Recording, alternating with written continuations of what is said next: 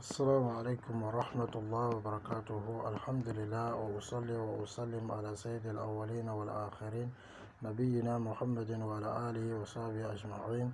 إخوتنا الكرام وأخواتنا الكريمة، نواصل درسنا في التربية الإسلامية. فقد بدأنا بالمقدمة عن بر الوالدين، وقلنا أن بر الوالدين ينحصر أن حفظ حقوق الوالدين ينحصر في شيئين، يعني برهما والإحسان إليهما وتجنب حقوقهما والإساءة إليهما. فاليوم نبدأ في الدرس الأول ألا وهو برهما والإحسان إليهما، لا سيما في حال الكبر. قال الله تعالى: وقضى ربك ألا تعبدوا إلا إياه وبالوالدين إحسانا. وعن عبد الله بن مسعود رضي الله عنه قال: قلت يا رسول الله صلى الله عليه وسلم أي العمل أفضل؟ وفي رواية أي العمل أحب إلى الله؟ قال: الصلاة على ميقاتها. قلت ثم أي؟ قال: ثم بر الوالدين. رواه البخاري ومسلم.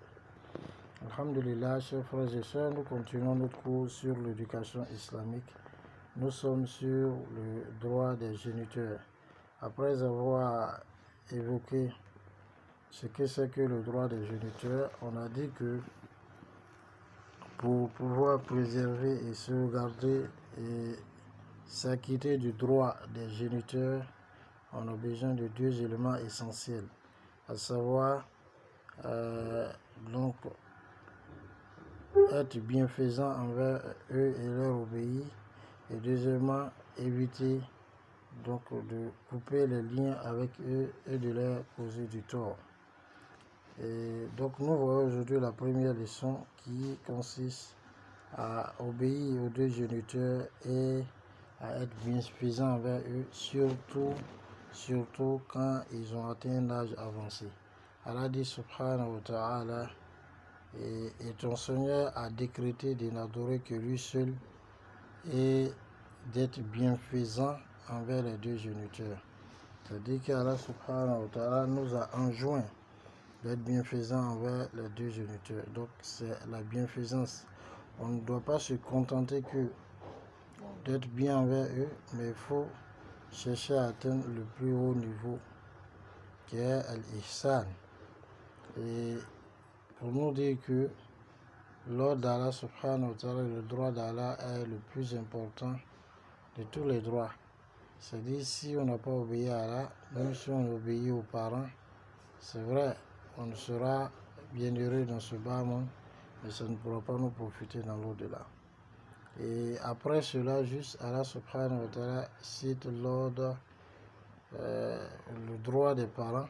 Vous dites que le droit des parents est celui-là qui est au-delà de tout autre droit, après le droit d'Allah. Puisque le droit de Messiah d'Allah sallallahu alayhi wa sallam, on peut donc le joindre au droit d'Allah subhanahu wa ta'ala. C'est-à-dire qu'on n'adore pas le messager sallallahu alayhi wa sallam, seulement en disons si on obéit au messager sallallahu alayhi wa sallam, on est en train d'obéir à Allah.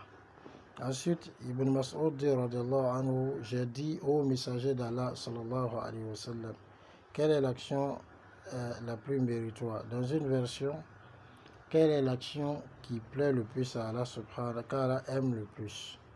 Il a dit: la prière à ses horaires prescrits. Je dis: et quoi encore? Il dit: et ensuite la piété filiale, le respect des deux parents. C'est-à-dire, c'est rapporté par Bukhari et Muslim. Et wabirul walidayni min a'zamil a'mal. Et parlant des mérites donc de ce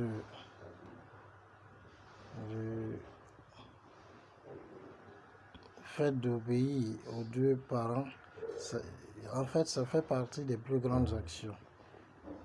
فهو جالب لرضا الله عن العبد. فعن عبد الله بن عمرو أن النبي صلى الله عليه وسلم قال رضا الرب في رضا الوالد وسخط الرب في سخط الوالد. أخرجه الترمذي وصححه الألباني.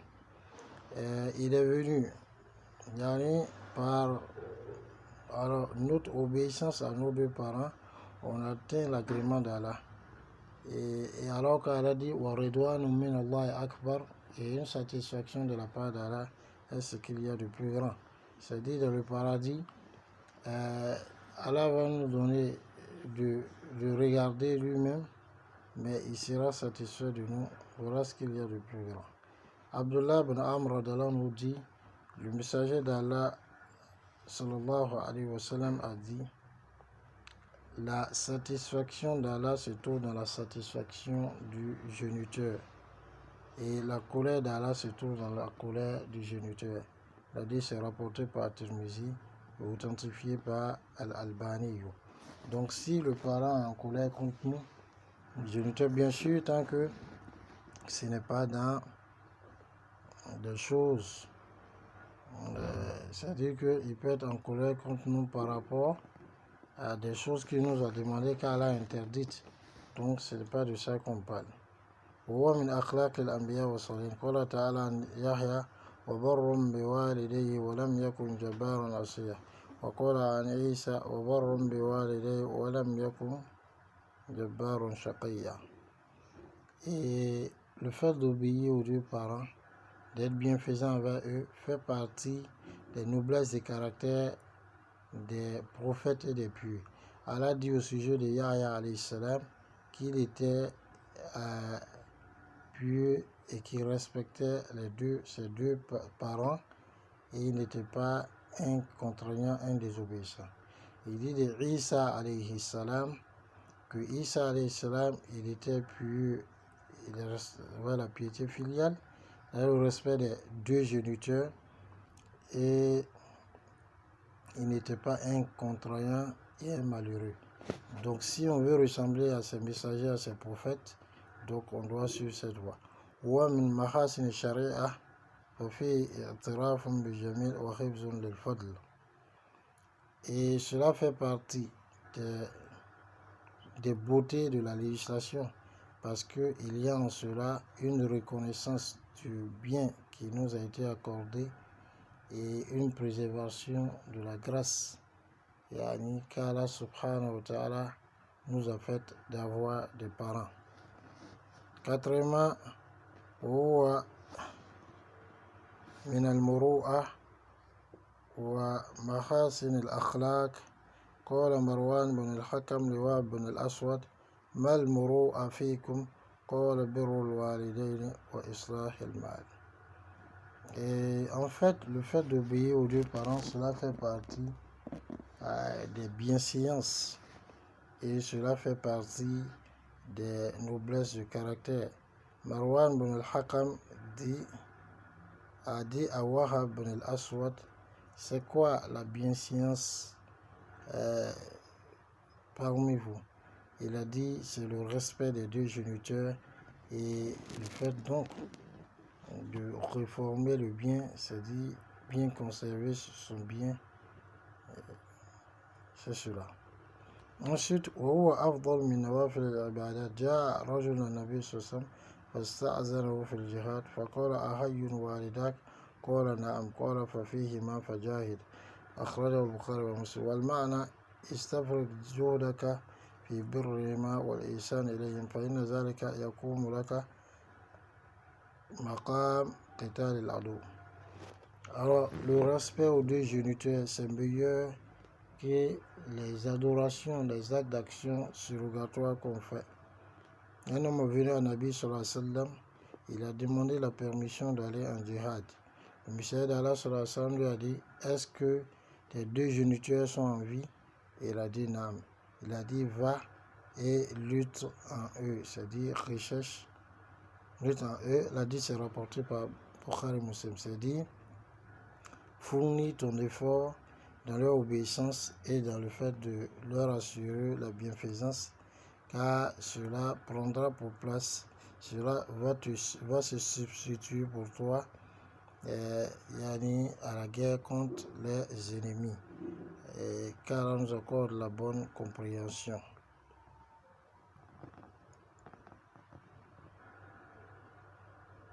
Ensuite, parmi ce qu'il y a de bien dans l'obéissance de parole, من أسباب النجاة في الدنيا والآخرة ففي قصة أصحاب الغار ودعائهم بصالح الأعمال توسل أحدهم ببر والديه إلى الله تعالى ليفرج عنهم فاستجاب الله لهم وفرج عنهم أخرجه البخاري ومسلم. C'est une cause pour qu'on soit sauvé dans ce dunya et dans l'au-delà, une cause du salut dans ce dunya et dans l'au-delà.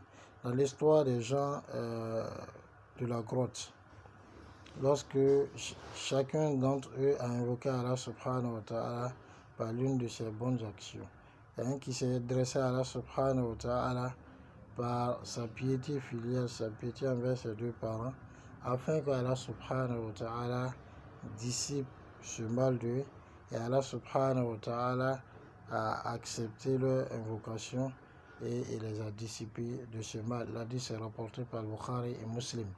On peut trouver ce hadith sur les gens de la grotte dans le Riyad al-Salihin, le jardin des vertus.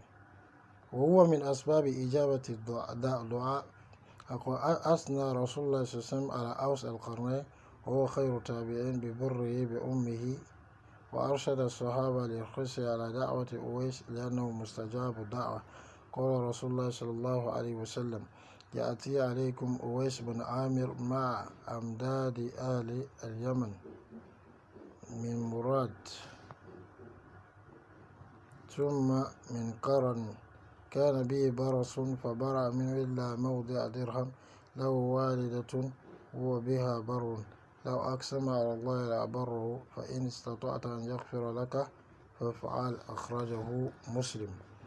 Et le fait donc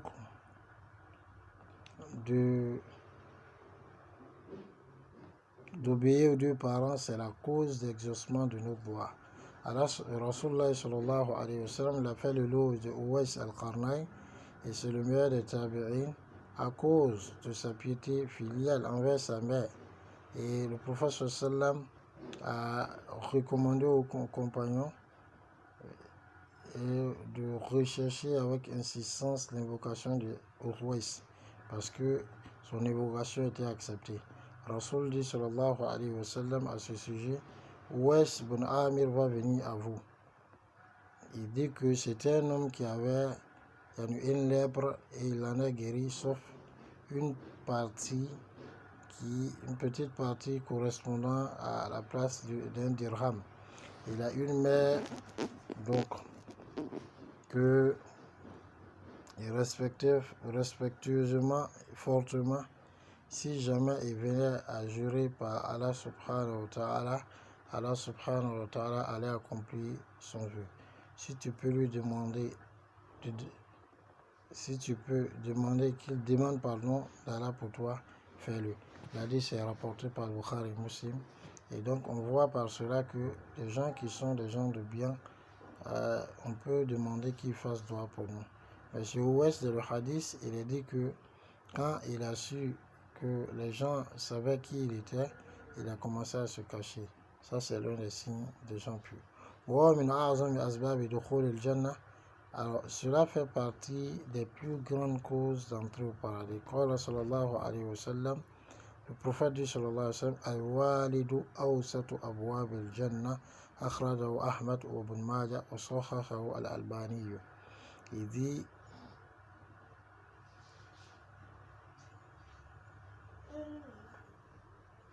dit que le Messager dit sallallahu alayhi wa sallam, le géniteur est la porte la plus médiane ou médiale des portes du paradis. L'hadith est rapporté par Ahmad ibn Majah et authentifié par Al-Albani. Voilà, chers frères et sœurs, un certain nombre de choses qu'il fallait comprendre pour pouvoir comprendre que ce n'est pas une vaine affaire obéir aux parents, Inch'Allah, on verra des règles qui sont liées à cela, car on nous accorde la bonne compréhension. Salam alaikum wa rahmatullah.